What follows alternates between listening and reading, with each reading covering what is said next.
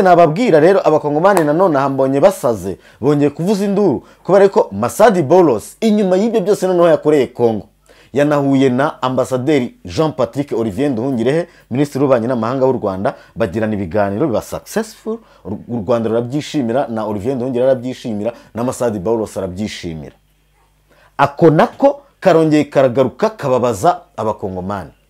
Cyo bikora genda ndumva ikiriho gikurikiyeho no kwihangana. Murabizi ko hari ukuntu hazafatwa bamwe mu basirikare bakomeye muri AFC/M23 bakajoininga igisirikare cya Kongo bya ni bya integration cyangwa se bya mixage brissage na za integration bakongera bakavanga. Abakongomani bakubitwa n'inkuba bati ibyo reka ati ibyo ngibyo nibyo guhera muri 2003 mu masezerano na Sun City no haba bya mixage na brassage hazana integration aho abanyamahanga bose baje bakivanga mu gihugu cyacu n'igisirikare cyacu kikavangirwa ari nayo mpamvu tutagira igisirikare. Masadi Bolos arabwira ati ibyo ngibyo mwihangane niko bimeze. Bakubitwa n'inkuba banga kubyemera. Arangije aranababwira ikindi kandi hari bijyanye no kurekura imfungwa ku ruhande rwa AFC/M23. Ibyo nabyo biri kwigwaho zigomba gufungurwa. Ikindi kandi murabizi ko abantu bo muri AFC/M23 bagomba gushyirwa no muri gouvernement local. Aka kantu bakagezeho ko kashenguye abakongomani cyane. Mu gihe guverinoma ya Kongo yo yari yizeye ko ngo Amerika izabakubitira AFC/M23 bakava mu bice bafashe bakanakora icyo bita restauration y'ubuyobozi bw'igihugu. Ibyo byose rero byahise ko bigaragara nk'ikibazo gikomeye muri Kongo kugeza ubwo ubungubu muri Kongo bafashe Masadi Bolos bavuga ko yamaze kurya ruswa ngo u Rwanda rwamaze kumuhereza amafaranga ngo rufatanyije na Joseph Kabila Kabange rufatanyije na Moise Katumbi Chapwe ngo yamaze kuba corrupted. Ariko muzi cyabaye muri Kongo bya bindi byose byabaye muri Assemblée Nationale burya byari bigamije Vital Kamerhe wenyine, umutwe we wenyine niwe wenyine Tshisekedi yashakaga, ni nawe yashakaga gukuraho. Genda samuratsinze icyo ngukundiye uri umuntu mugabo urugendo rwiza kandi urugendo ruhire. Inzozi zibaye impamo miliyoni 2 gusa wagura ikibanza mu Rwanda miliyoni 25 wubakirwa inzu yuzuye. Ufite inzu cyangwa ubutaka ugurisha gana Marshal Real Estate nona. Nongeye kubasuhuza nshuti bakunzi ba Urugendo Online TV. Tugeze mu mwanya mwiza akaba ari umwanya w'ikiganiro cyacu twabateguriye kuri uyu munsi. Nkuko bisanzwe rero muri kumwe nanjye Robert Sympathique Iyandemye. Mushobora kwibaza rero uyu munsi turi buze kuganira kuki muri iki kiganiro cyacu, ariko nta byinshi dufite turi buze kuganiraho, ahubwo tugiye kugaruka muri Repubulika Iharanira Demokarasi ya Kongo turebe ku biherutse kubera muri Leta Zunze Ubumwe za Amerika inyuma y'icyumweru cyose Perezida Antoine Felix Tshisekedi Tshilombo wa Mulumba ari muri Leta Zunze Ubumwe za Amerika ndetse na delegation bari bagiye rero mu nama ya 80 y'umuryango w'abibumbye UN yari iri kubera New York muri Leta Zunze Ubumwe za Amerika. Akaba yarahavugiye ijambo rikomeye ndetse agenda nitabira izindi nama zikomeye. Ibyo byose rero twagiye tubigarukaho mu biganiro byacu bitandukanye ndetse tubabwira ibyagiye biva muri izo nama nibiri kugenda bikurikiraho ku migambi miremire yose yari ifitwe na Tshisekedi na delegation bari bajyanye. Icyambere nuko bari bajyanye umugambi wo gusaba ko Genocost cyangwa se genocide ngo yakorewe abakongomani mu gihugu cyabo yakwemerwa. Ikindi ngo kwari ukureba uburyo Perezida Tshisekedi ashobora kubonerwa umwanya na Perezida Donald J. Trump wa Leta Zunze Ubumwe za Amerika bakagirana ibiganiro ndetse byashoboka bakaba banasinyana amasezerano.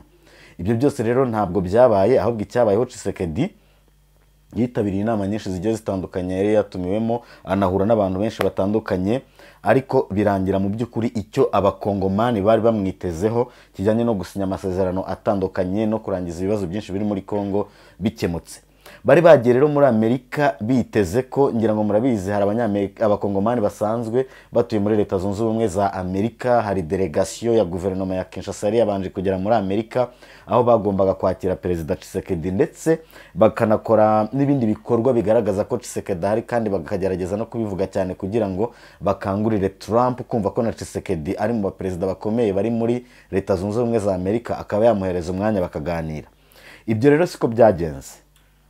siko byagenze kubera ko Trump nawe ubwe yari ahuze, yari afite abandi bayobozi bakomeye yagombaga kwakira.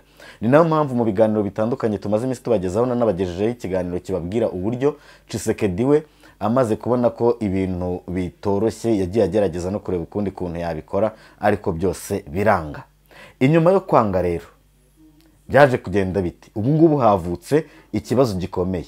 Ubundi uko Tshisekedi yari yiteguye kugera muri Amerika no kwakirwa n'ibikorwa azahakorera, ndetse no kugaruka ava muri Amerika agaruka muri Repubulika Iharanira Demokarasi ya Kongo, ibyo bari biteze ntabwo ari byo byabaye.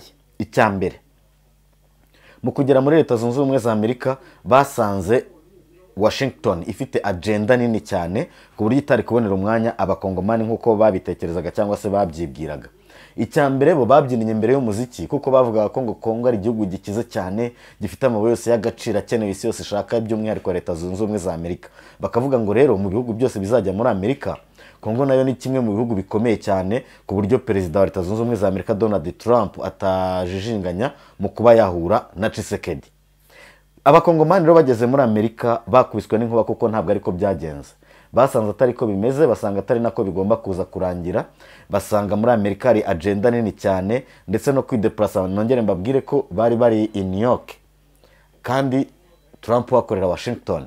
Icyabayeho rero nuko Trump nubwo yababwiye ko iyo nama rwose mu by'ukuri nta gishya kirimo, ndetse anababwira ko biteye n'isoni, yaranayinenze cyane bitewe nuko yagiye no kuvuga ikoranabuhanga ibyuma byapfuye, arangije nyine abibwirira ibimuri ku mutima nk'uko yabibabwiye. Arabwira ati rero ibyo nari nateguye nta buryo nabibagezaho kubera ko ibyuma by'ikoranabuhanga hano byapfuye, ariko nta kibazo ndababwira ibindi ku mutima. Niko rero byagenze. Trump aragenda aritaka, ababwira ibintu amaze gukora mu mezi 7-8 amaze ku butegetsi, ariko anababwira ko hari ibintu byinshi amaze gukora mu mezi 7 gusa. Ababwira uburyo yahagaritse intambara zigera kuri 7 zose, azihagarika nta nkunga y'umuryango w'abibumbye UN igiyemo, azihagarika nta wundi muntu umufashije. Anavuga ko nta yindi guverinoma, yaba umuperezida ku isi yaba minisitiri w'intebe ku isi, wigeze agerageza gukemura cyangwa se kurangiza intambara 7. Atari ko jyewe ndazikoze, ndazihagarika mu mezi 7 gusa. Iyo avuga ibyo ngibyo muri izo ntambara 7, avugamo iza Cambodia, akavugamo iza Pakistan n'Ubuhinde, akavugamo Uburusiya na Ukraine, akavugamo n'izindi za Israel na Iran, ariko bikaza kurangira ageze no ku ntambara hagati y'u Rwanda na Kongo. Yagera ku ntambara hagati y'u Rwanda na Kongo hakavuka ikibazo. Ikibazo kivuka ni iki? Yageze ku ntambara y'u Rwanda na Kongo, Perezida wa Leta Zunze Ubumwe za Amerika Donald J. Trump yageze ku ntambara hagati y'u Rwanda na Kongo, avuga ko ari imwe mu ntambara ngo 7 ni conflict y'imyaka irenga 30, ngo Trump we yarayirangije. We nuko abivuga na guverinoma ye. Ariko byagera Kinshasa kwa Tshisekedi na guverinoma ye bakavuga ahubwo uko Trump avuga ngo intambara yarayirangije, wagira ngo yarayitangiye, kuko ibyo tubona kuri tele bihabanye n'ibyo Amerika itangaza. Noneho tugasigara twibaza dushyize ku munzani, ninde wigiza nkana hagati ya Leta Zunze Ubumwe za Amerika, ubwo ni Donald J. Trump, ndetse na Kongo Kinshasa hagati ya Antoine Felix Tshisekedi Tshilombo wa Mulumba? Ninde wigiza nkana? Ese Trump uvuga ko yarangije intambara hagati y'u Rwanda na Kongo, yarabikoze ntiyabikoze? Tshisekedi uvuga ko bari bizereye muri Amerika, ariko ibyo Amerika yakoze bakaba batabibona, nta n'umusaruro biba, wese aribeshya cyangwa yirengagiza ibyakozwe na Amerika? Ariko reka tugerageze kubiganiraho turebe. Ubundi Amerika yafashe ibintu ibigira clear, ifata u Rwanda na Repubulika Iharanira Demokarasi ya Kongo ibajyana Washington, baraganira, barasinya, ibintu byose birarangira. Ariko leta ya Kongo Kinshasa isabwa kujya Doha ikaganira na AFC M23. Ubu rero none aha niki kiriho? None hagati y'u Rwanda na Kongo mu by'ukuri ibintu biri ku murongo kugeza ku rwego rw'uko ibyasinyiwe Washington, Inteko Ishinga Amategeko y'u Rwanda na Sena by'u Rwanda byamaze kubyakira biranabyemeza, mu gihe Kongo Inteko Ishinga Amategeko nta kirabivugaho na Sena nta kirabivugaho, yewe iyo mitwe yombi Inteko Ishinga Amategeko nta n'ikirabikoraho. U Rwanda rwarabyemeje, icyo kibanza kirangire kinumvikane gityo. Bivuze ngo hari uko u Rwanda rwakiriye amasezerano ya Washington, hari n'icyo rwayakozeho. Hari nuko Kongo yakiriye amasezerano ya Washington, nta n'icyo yayakozeho. Impamvu ni iyihe? Kongo yashatse gufata ibi bintu bikubiye mu masezerano ya Washington, irangije ibifata nk'aho ibintu birangiye. nyamara amasezerano ya Washington agomba kuba aza yuzuzanya n'amasezerano ya Doha. Kongo noneho yo igenda yitwara nabi mu masezerano ya Doha, ikagerageza no kubyica ndetse ikanavuga ko itazanabyubahiriza. Mu gihe rero Kongo yo ibona ko itazubahiriza ibya Doha, nta nubwo Kongo yiyumvisha ko n'ibya Washington bitazashoboka. Abakongomani rero muri Amerika bakubiswe n'inkuba. Byaje kurangira bite? Bo bagiye bajya gusaba ko Genocide cyangwa Jenoside ngo yakora abakongomani bitewe n'ubukungu bwabo ngo yemezwa, ngo bikagenda bitya uko babyifuzaga. Ariko ikibazo cya Kongo, barashaka ko iyo Jenoside yabo iba recognized by force. Barashaka ko yemerwa ku mbaraga. Reka mbabwire ko Tshisekedi ajya kuvuga ijambo ejo bundi mu nama y'umuryango w'abibumbye nabigarutseho. Perezida yagiye kuvuga Trump amaze kuvuga. Kandi Trump akirangiza ijambo yahise ko asohoka mu nama ajyana n'abaperezida b'u Burayi n'abo muri Aziya, baragenda bajya mu kindi cyumba cy'inama bakora iyindi nama. Tshisekedi rero yavuze mu nama ameze nka Benjamin Netanyahu. Yavuze mu nama nta bantu barimo. Ariko mu cyumba cy'inama hari yicayemo umugore we, ba Ministre Patrick Muyaya, ba Therese Wagner Kayikwamba, harimo ba Julien Paruku n'abandi bayobozi bagiye batandukanye muri Repubulika Iharanira Demokarasi ya Kongo. Abo rero nibo Tshisekedi yavugaga ijambo ry'ibyo bifuza, bagakoma amashyi. Abantu bakagira ngo ni abari mu nama bose bayakomye, ariko bari basohotse murabizi, ibyo si byo kugutindaho cyane no kugarukaho. Byabaye nka Benjamin Netanyahu, Prime Minister wa Israel, nawe agiye kuvuga, abari bitabiye inama bose barisohokeye. Bivuze ngo uretse kujya hariya bakabivuga gusa, byahise ko birangirira aho ngaho. Ariko kuri Kongo by'umwihariko, Kongo yarababaye. Kongo rero mu kubabara yababajwe n'iki by'umwihariko? Kongo yababajwe n'ibyatangajwe n'intumwa ya Perezida Donald J. Trump ku mugabane wa Afurika, ariwe Masadi Boulos. Masadi Boulos rero atangira iyi mirimo yoherejwe na Trump, yahereye Kinshasa muri Repubulika Iharanira Demokarasi ya Kongo. Aganira na Tshisekedi, arahava aza mu Rwanda, ajya n'ahandi aganira n'abantu benshi batandukanye. Byaje gutanga umusaruro w'uko hagiye habaho ibyo biganiro bitandukanye byamara kuba, abantu bakagira ibyo bafata nk'imyanzuro cyangwa se nk'ibyemezo nyine bivuye muri ibyo biganiro. Ariko icyo gihe Repubulika Iharanira Demokarasi ya Kongo yafataga Masadi Boulos nk'umunyamahoro, nk'intumwa yiviriye mu ijuru ibazaniye ibisubizo ku bibazo bya Kongo byari bimaze imyaka irenga 30. Kongo iragenda iravuga ati Masadi Boulos uruwacu niwe ugiye kuturangiriza ibibazo byacu byose urabikemuye, urabirangije. Na Tshisekedi ejo bundi ageze muri baba rero batangiye kubaza Masadi Boulos bati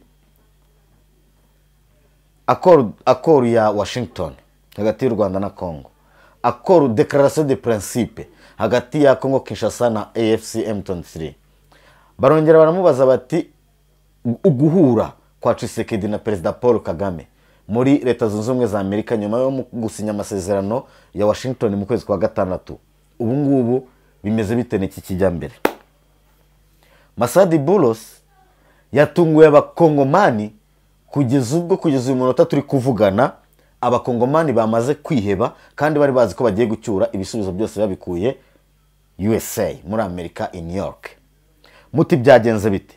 Masadi Boulos mu kiganiro n'itangazamakuru baba bamubajije ku bijyanye n'amasezerano ya Washington, Declaration de Principe ya Doha, uko ibintu bimeze naho bigeze. Masadi Boulos abaratangiye ati duhereye kuri accord ya Washington hagati yo gukemura conflict hagati y'u Rwanda na DRC, bivugwa ko yari imaze imyaka irenga 31 n'indi irenga. Noneho Masadi Boulos aravuga ngo nk'uko mubizi mu byanzuwe muri amasezerano ya Washington harimo ko hagomba gusenywa umutwe wa FDLR. Abakongomani bakubitwa n'inkuba kandi nibyo birimo. Ati ikindi hari n'ibindi byinshi cyane biteganyijwe bigomba kuzakomeza bigashyirwa mu bikorwa, Rwanda na Kongo bagakomeza kuganira, hakabaho ibijyanye n'imikorere n'imikoranire, umwuka mubi ukarangira, hakagira ibyo Rwanda na Kongo bihurizaho. Ngira ngo murabizi hari ibijyanye n'amaparke, hari ibijyanye n'ubuzima, hari n'ibindi byinshi bigiye bitandukanye birimo n'ibikorwa remezo. Ibyo twese turabizi. Ariko bagera noneho ku kindi kiriho cy'uko Kongo Kinshasa iri kuganira na AFC M23 ariko bakaganira hehe i Doha muri Qatar. I Doha muri Qatar ho rero bimeze bite hagati ya leta ya Kinshasa na AFC M23. Kinshasa yari izi ko igiye i Doha igiye kurwimarira, ari ukurangiza umuhango, ntacyo bivuze. AFC M23 ce sont les étrangers, AFC M23 ce sont les terroristes, AFC M23 ntabwo ari abantu babaho, ni abantu bakora ubwicanyi, bafata ku ngufu, bakica abana, bakica buri kimwe cyose. Niko Kongo ibyumva, ni nacyo ishaka kumvikanisha mu mahanga. Masadi Buros rero yabakuriye agaho kunani, ababwiza ukuri. Arababwira ati hano i Doha ibiganiro birakomeje, hari by'impande zombi zikiganira. Ati kandi ibi bintu mu by'ukuri hari n'uburyo bizarangira. Murabizi ko hari ukuntu hazafatwa bamwe mu basirikare bakomeye muri AFC M23 bakajoininga igisirikare cya Kongo bya integration cyangwa se bya mixage, brisage na za integration, bakongera bakavanga. Abakongomani bakwitwa n'inkuba bati ibyo reka. Ati ibyo ngibyo nibyo guhera muri 2003 mu masezerano na Sun City no haba bya mixage na brassage haza na integration, aho abanyamahanga bose baje bakivanga mu gihugu cyacu n'igisirikare cyacu kikavangirwa, ari nayo mpamvu tutagira igisirikare. Masadi Buros arababwira ati ibyo ngibyo mwihangane niko bimeze. Bakubitwa n'inkuba banga kubyemera. Arangije aranababwira ikindi kandi hari bijyanye no kurekura imfungwa ku ruhande rwa AFC M23. Ibyo nabyo biri kwigwaho, zigomba gufungurwa. Ikindi kandi murabizi ko abantu bo muri AFC M23 bagomba gushyirwa no muri gouvernement local. Aka kantu bakagezeho ko kashenguye abakongomani cyane, kuvuga ngo abantu muri AFC M23 bazajya muri gouvernement local. Byahise ko byumvikanisha ikintu gikomeye cyane ku bakongomani, kubera yuko bagira icyo bita gouvernement central ikorera i Kinshasa, iyobowe na Antoine Felix Tshisekedi Tshilombo wa Mulumba. Ariko muri Kongo uburyo ubuyobozi bwubatse bafite n'icyo bita gouvernement provincial. Gouvernement provincial aba ari gouvernement ariko mu by'ukuri ifite abadepite, abaministre, ubwo na les députés provinciaux, les ministres provinciaux, ariko ibifite gouverneur. Bishatse kuvuga ngo ibi Masadi Buros yavuze ni ibiki? Biravuga bisobanuye ko abantu bo muri AFC M23 nimba bagomba kujya muri gouvernement local, ni ukuvuga ngo ni ya gouvernement provincial. Bigomba kurangira aba bantu bo muri AFC M23 ari bafite imbaraga n'ubushobozi byo kuyobora uduce bafite, kandi twose tukaguma ari Kongo. Ikindi igisirikare cya AFC M23 Armée Révolutionnaire Congolaise ARC iyobowe na Sultan General Makenga, iyi nayo birumvikana ko aribo bazakomeza kurinda umutekano muri bino bice, mu gihe guverinoma ya Kongo yo yari yizeye ko ngo Amerika izabakubitira AFC M23 bakava mu bice bafashe, bakanakora icyo bita restauration y'ubuyobozi bw'igihugu. Ibyo byose rero byahise ko bigaragara nk'ikibazo gikomeye muri Kongo, kugeza ubwo ubungubu muri Kongo bafashe Masadi Buros bavuga ko yamaze kurya ruswa, ngo u Rwanda rwamaze kumuhereza amafaranga, ngo rufatanyije na Joseph Kabila Kabange, rufatanyije na Moise Katumbi Chapwe, ngo yamaze kuba corrupted, ngo rero ngo bamuhaye ruswa, ngo ubungubu abakongomani ntibakimukeneye, ubu mwanzi wa mbere Kongo ifite ni Masadi Buros. Kubw'iyo mpamvu bavuze ko bagiye kujya mu mihanda bakamagana Masadi Buros, ngo amakuru yo kwamagana Masadi Buros akagera kuri President Donald John Trump wa Leta Zunze Ubumwe za Amerika, ngo Trump we ngo arumvikana na Kongo, ngo kandi ibyo ashaka gukora biri mu nyungu za Kongo, ngo ariko Masadi Buros yamaze kuba corrupted, ngo bamuhaye amamiliyoni, ngo Moise Katumbi ngo n'umukire kandi ari muri Amerika, ntabwo yabura kuvugana na Masadi Buros. Joseph Kabila Kabange ni miliyarderi, ngo ntabwo yabura guhereza amafaranga Masadi Buros. Ngo Perezida Kagame ngo ni umukire cyane, ngo ntabwo yabura amafaranga yo guhereza Masadi Buros. Iyi Kongo n'aba bakongomani bari kuvuga ibyo ngibyo, ngo ni kiri mu bihugu bya mbere, Kongo ngiri mu bihugu bya mbere ngo bikize ku isi, ngo ku mutungo kamere ngo bitabura amadolari. None se Moise Katumbi arusha Kongo nk'igihugu amafaranga? Joseph Kabila Kabange arusha Kongo nk'igihugu amafaranga? perezida Paul Kagame we uretse ubwe u Rwanda rwose ubwarwo rurarusha ubushobozi Repubulika Iharanira Demokarasi ya Kongo. Ibyo ngibyo ntibishoboka. Ariko se ni iki cyabiteye? Ni iki cyatumye Kongo itangira guterwa umugongo? Nkuko nabibabwiye kuva na mbere hashize igihe kirekire mbibabwira, hari ibintu bibiri by'ingenzi Leta Zunze Ubumwe za Amerika zidakoreramo. Ibyo bintu bya mbere by'ingenzi Amerika itagikorana nabyo kandi itihanganira. Icya mbere ni corruption, ni ruswa. Icya kabiri insecurity, ahantu hatari umutekano, ahantu hari imidugararo. Amerika ntikorera ahantu hari ruswa, Amerika ntikorera ahantu hatari umutekano.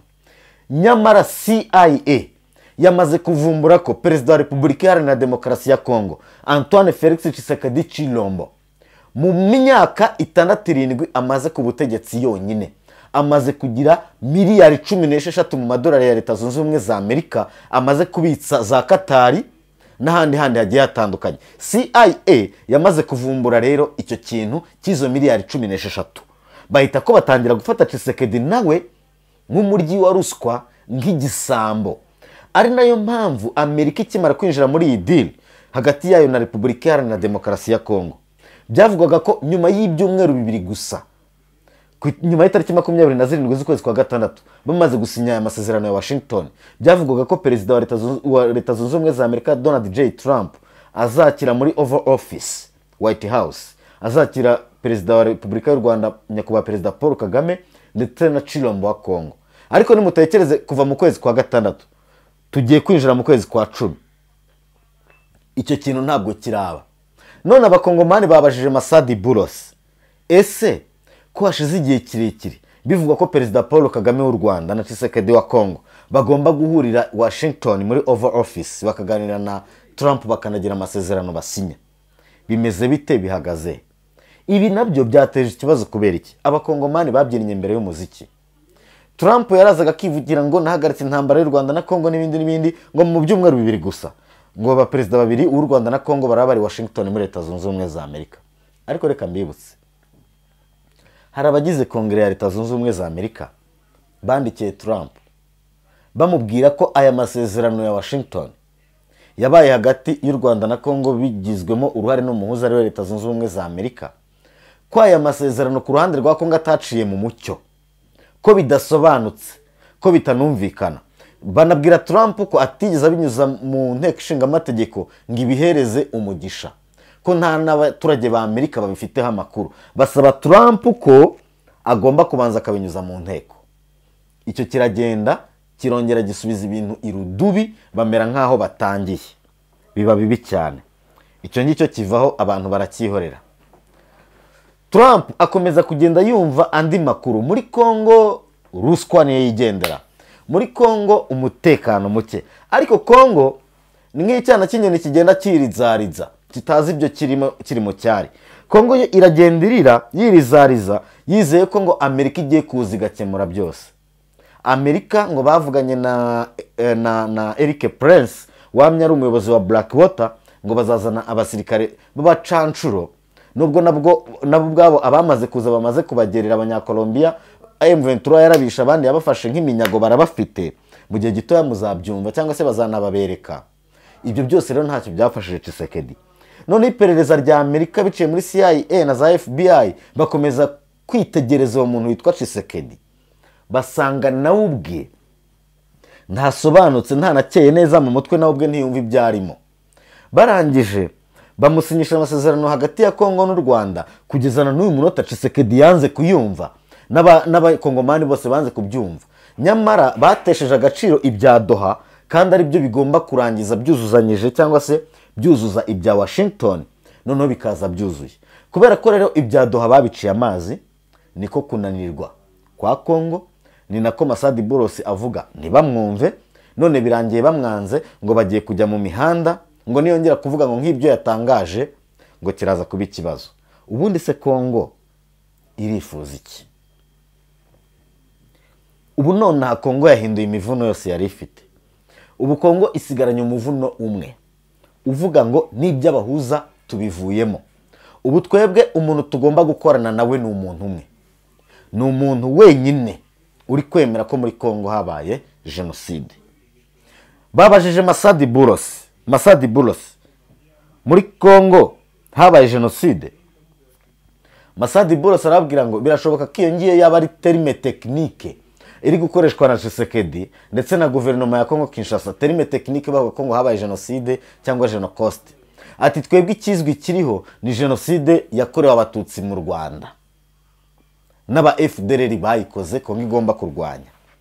Ati rero jewe sindi mu mwanya mwiza wo kuvuga kuri jenoside ya Kongo, nge ntacyo nayivugaho, sinanayemeza, gusa ni terme technique Kongo iri gukoresha. Ubwo ibindi bizakomeza byigweho. Abakongomani noneho bahise basara ngo barya amavubi, bo bariye inzuki. Bo bariye inzuki, noneho n'imiyugiri yataye imbori byose bararya, bagiye baragenda bavuza induru bavuga bati kwanza we Masadi Bulos utanemera ko muri Kongo ibyahabaye ari jenoside, ntabwo tukigukeneye ukundi, ntitukigushaka ukundi, tugomba kukurwanya twivuye inyuma. Batahubwo nta nubwo ari Masadi Bulos gusa, n'undi muntu wese n'ikindi gihugu icyo ari cyo cyose gishobora kwibwira ko kiri mu buhuza hagati ya Kongo n'ibindi bihugu n'abandi bantu, igihugu cyose kigomba kwemera kuba umuhuza, kigomba kuza kibanza mbere na mbere condition no kwemera jenoside. Ese reka mbaze abakongomani mwabaye mute? Namwe ubwanyu murakishakisha, ntaho murava ntaho muragera, ariko kubera ko gusa muri kubona ngo mwageze i New York mutangiye gushaka no gutegeka, mugategeka na Leta Zunze Ubumwe za Amerika nicyo zikora. Ntibishobora gushoboka. Erega njye naherekera mbabwira ko uwo mutungo kamere uri muri Kongo mwumva mwakangisha Amerika n'isi yose, Amerika isanzwe iwubona mutabizi mutanabishaka. Ntabwo Kongo yigeze ibura amabuye y'agaciro yabaturuka muri Kongo, ahubwo Amerika yabonaga uwo mutungo gute abakongomani mwebwe mutabizi cyangwa mutabishaka, ku buryo musubira n'inyuma mukajya kugenda mushaka gutegeka Amerika kubera ko ngo mwayemereye amabuye y'agaciro. Isanzwe iyabona, ahubwo iyabona ite? Ngewe nicyo ngicyo gusa nabaza, isanzwe iyabona ite mutabizi mutanabishaka? Nabonye mwatangiye kwibeshya kuri Masadi Bulos. Reka mbigarukeho. Nabonye Kongo n'abakongomani mwatangiye kwibeshya kuri Masadi Bulos, mugaragaza ko ari umuntu muzatangira raporo imbere ya Perezida Donald J. Trump ngo akora ibi ngibi, ngo yitwaye nabi. Ahubwo nimugenda mukavuga ngo Masadi Bulos yariye ruswa, ngo yabaye corrupted, ngo yahawe amafaranga na Moise Katumbi na Joseph Kabila, ngo n'u Rwanda. None abakongomani bo ikibabaje mwatangiye no kwiheba, munavuga ngo birashoboka ko ngo u Rwanda rwageze no kuri Donald Trump. U Rwanda mwarubonye mwizihe mbaraga, mwarubonye mwubuhe bushobozi bwo kumva ko rufite amafaranga yo kugenda rutagaguza kugeza no kuri Masadi Bulos, kugeza ngo no kuri Trump, no kugeza kuba gize kongre ya Amerika. Ibyo byose koko mukavuga ngo bagenda batanga amafaranga. Uyu Masadi Bulos murimo kugenda muvuga ngo ari kuba corrupted mwebwe bakongomani, ndagira ngo mbabwire ikintu gikomeye. Masadi Bulos nkuko mwagiye mu bigarukaho ngo ni umunyaribani, ngo wigize ngo umunyamerika, ngo n'ibiki. Reka mbaho amakuru yuzuye kandi murabizi. Umuhungu wa Masadi Bulos yashakanye n'umukobwa wa Perezida Donald J. Trump. Bivuze ngo Trump na Masadi Bulos ni ba mwana. Abana babo bararongoranye, abana babo barashakanye. Ubwo rero gutekereza wowe ngo uri Kongo ukaza uza kuvuga ibyo ushaka, cyangwa se ngo uri umukongomani urashaka no kuzana igitutu kuri Masadi Bulos, nta kintu na kimwe Masadi Bulos avuga cyangwa se akora atari ko Trump abyumva, atari ko Trump abizi, cyangwa se nawe atari ko abibona, kuko baba babanje kubiganiraho. Kubw'iyo mpamvu rero umukongomani cyangwa se undi muntu wese uzataka Kongo agomba, umukongomani uzataka Masadi Bulos Trump, muzaba mwatatse Amerika. Icyo cyo cyumvikane gityo, kandi ntabwo biri buze kubahira, biraza kuba bibi. Ikindi nababwira rero abakongomani nanone hambonye basaze, bongeye kuvuza induru kubera ko Masadi Bulos inyuma y'ibyo byose noneho yakoreye Kongo, yanahuye na ambasaderi Jean Patrick Olivier Nduhungirehe, minisitiri w'ububanyi n'amahanga w'u Rwanda, bagirana ibiganiro biba successful. U Rwanda rurabyishimira, na Olivier Nduhungirehe arabyishimira, na Masadi Baulos arabyishimira. Ako nako karongeye karagaruka kababaza abakongomani. Cyo bikora agenda umva ikiriho gikurikiyeho no kwihangana. Ngana ku musozo w'iki kiganiro cyacu, nari maze iminsi mbabwira kubiri kubera mu nteko ishinga amategeko muri Repubulika Iharanira Demokarasi ya Kongo, inyuma ko hatangiye ama petition yo kweguza Vital Kamerhe ku kuba perezida w'inteko ishinga amategeko ya Kongo. Ibyo byo byaratangiye biranaba, bitaranarangira Vital Kamerhe we yitangira noneho ubwegure bwe, abivamo byose ahita atangaza ubwegure bwe.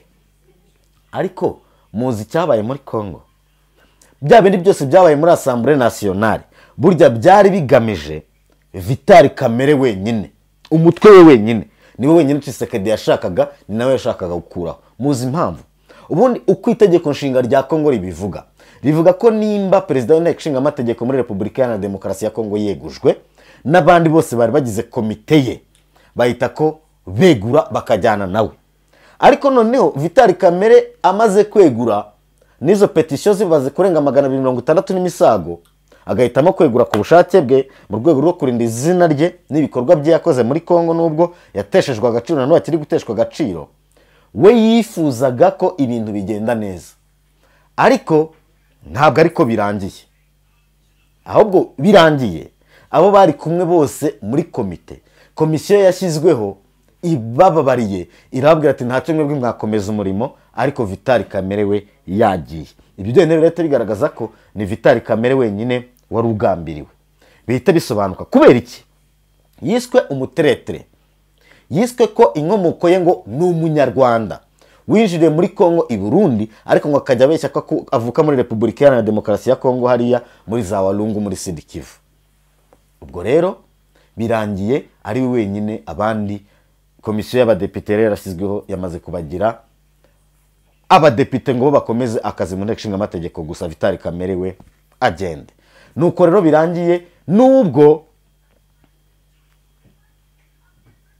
Bandure wa wundi wari wamweguje Crespe yamaze kubona abandi bose bari muri komite ya Vital Kamerhe bongeye kugirwa abadepite, agarukana none mu nteko ishinga amategeko no mu bitangazamakuru agaruka kuvuza induru. Kandi Bindule niwe watangije ibintu byo kweguza Vital Kamerhe, ariko abonye noneho nibwo yajya yasobanukirwa ko ari Tshisekedi wenyine ubwe wishakiraga ko Vital Kamerhe avaho, kuko murabizi abadepite bo mu ishyaka UDPS rya Tshisekedi nibo benshi. Mu kuba ari bo benshi rero byahise ko birangira ari nabo batanze izo petition cyane, Vital Kamerhe aragenda araniyegurira abivamo. Ariko ibyari kugeza uyu munota na wa wundi Crespe wabisabye ubu yatangiye kwicuza, aravuga ngo iyo menya ko ari Vital Kamerhe gusa wari ugambiriwe muri inteko ishinga amategeko simba narabikoze, ati kandi mbona ko Vital Kamerhe mu by'ukuri ararengana, n'uruhare rwanjye nabigizemo, ntangiye kubyicuza.